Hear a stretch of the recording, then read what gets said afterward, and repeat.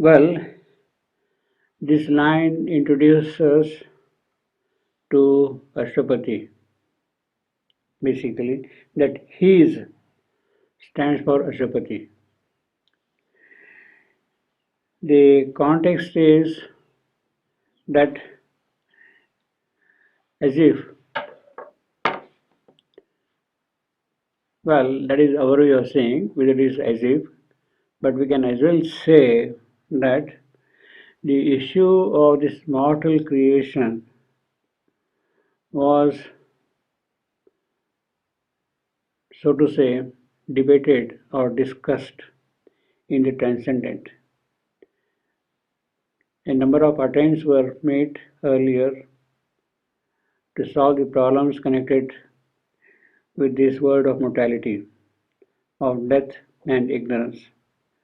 There were a number of creations earlier and they had to be dissolved. Now the question is, in the new attempt, is it going to be repeated in the same manner? You make an attempt and find that it is not successful, you dissolve the creation and start again. Is it going to happen in the same manner once more?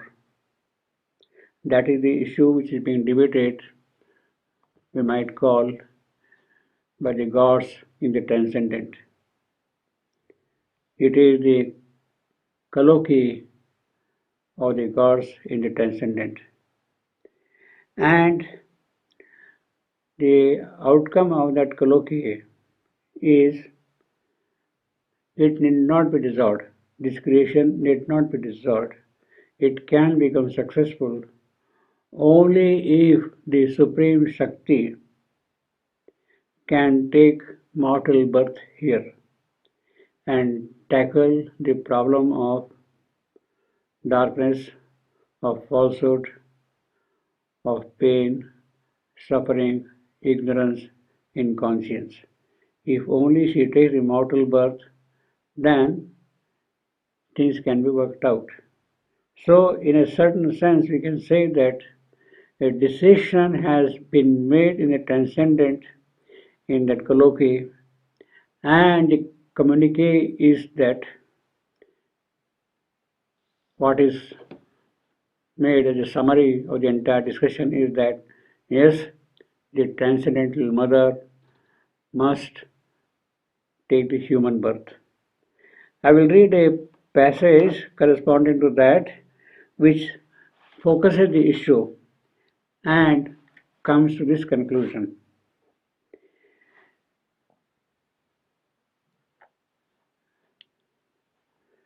This truth broke in a triumph of fire that she must come here, so to say. A victory was won for God in man. The deity revealed his hidden face.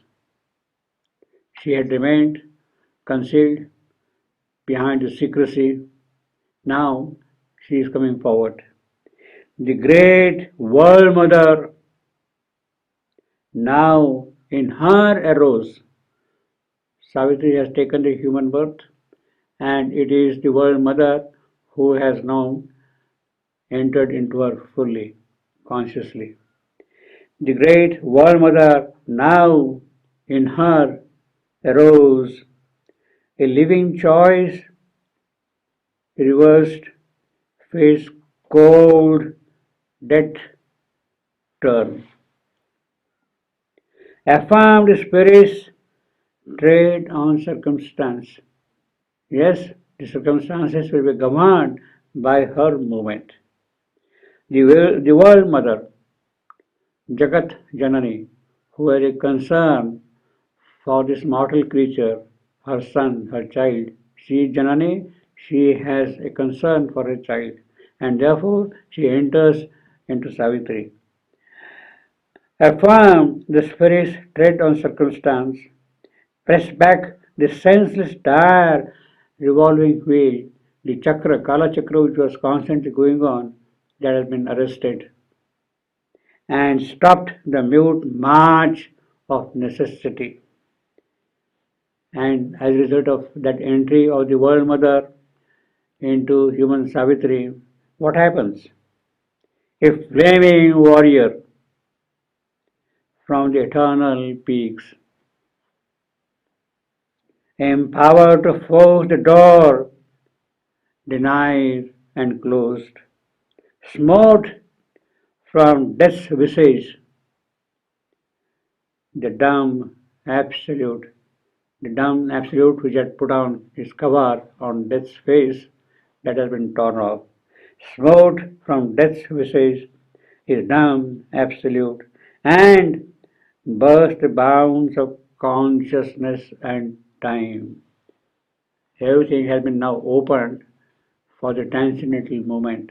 Now, this is what happens when the Divine Mother, the World Mother, enters into human Savitri. She suddenly becomes a flaming warrior and ready to conquer death. Now, the question is,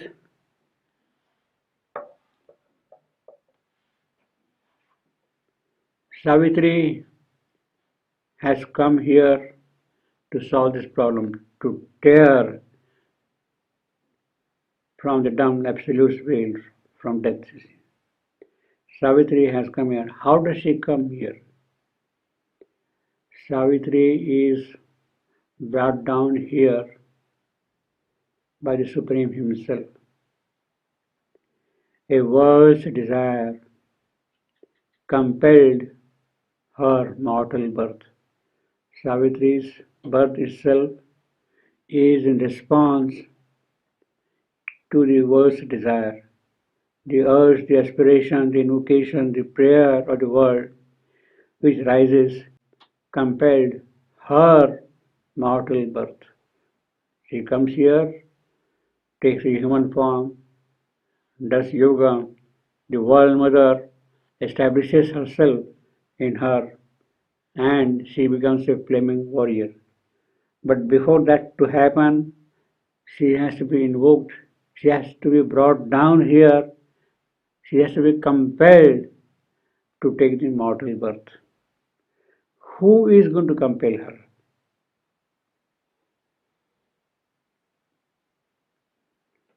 It is only the Supreme who can compel her. Now the Supreme, not in the transcendent.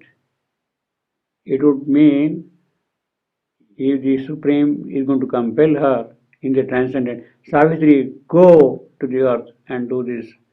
That would mean he is pushing her out. He is forcing her here. That wouldn't do. The Supreme Himself comes here first, does yoga tapasya, and in the process of that yoga tapasya, he carries the urge of the world to the Supreme Himself, the Transcendental Supreme. He comes here, takes the mortal birth, the human birth, and in his yoga tapasya, yogagni, he kindles that world's desire and takes it to the Supreme Himself. And it is in response to that then Savitri comes down here. In other words, the birth of Savitri cannot occur unless the Supreme Himself comes here first and takes the human birth. That is important. Now, it is from this point onward we see the entire work of the Supreme taking the human birth. The Supreme here now coming as King Ashwapati and doing Yoga Tapasya. The Mahabharata story says that he was engaged in a long tapasya for 18 years, constantly offering ahutis to the divine fire and invoking the boon of divine Savitri. 18 years. Now that 18-year tapasya of Ashwapati is what compels the mortal birth of Savitri. Now, while he is doing the tapasya, He is starting from the human base, Ashwapati.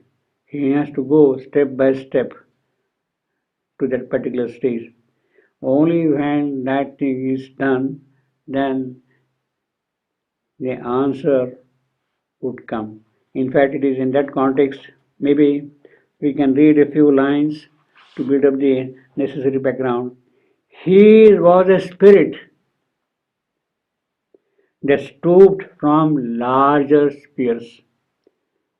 It is another way of saying that Ashwapati comes here, the Supreme comes here as an avatar taking the name of Ashwapati.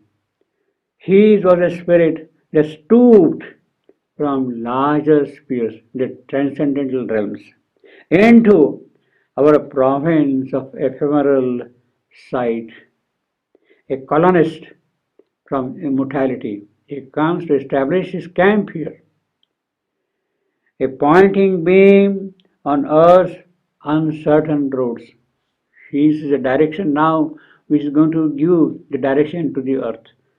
The uncertain roads of the earth are going to be made certain, are to be given a definite direction in what manner things should move forward.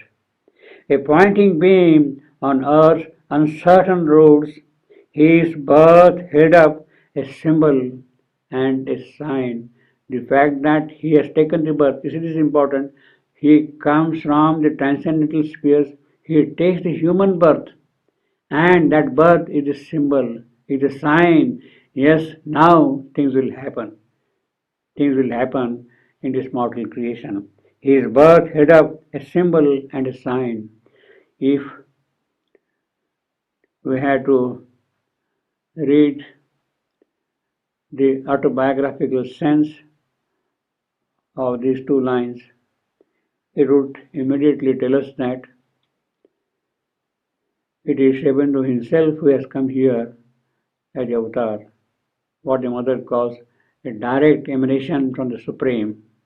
He comes here directly from the Supreme, Sri Aurobindo, and his birth means a sign, a symbol, the two triangles, one pointing upward, one pointing downward, and in the center a square indicating perfect manifestation. So it is that symbol and a sign with which we recognize the Supreme's birth here. A pointing beam on earth's uncertain roads, his birth held up a symbol and a sign. His human self, like a translucent cloak, covered the all-wise who leads the unseeing world. He has taken the human birth, human body he has assumed, but that body itself is a translucent body. In fact, he has assumed the human birth, and the mother says, there is nothing mortal in him, not even in his physical. Not in his physical. It is a translucent robe which is wearing the divine. His human self, like a translucent cloak, covered the all-wise who leads the unseeing world. Affiliated to cosmic space and time, that is his connection.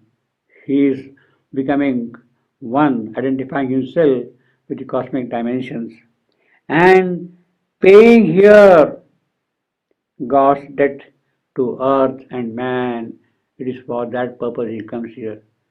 He takes the human birth, pays the debt of God to man, to this earth.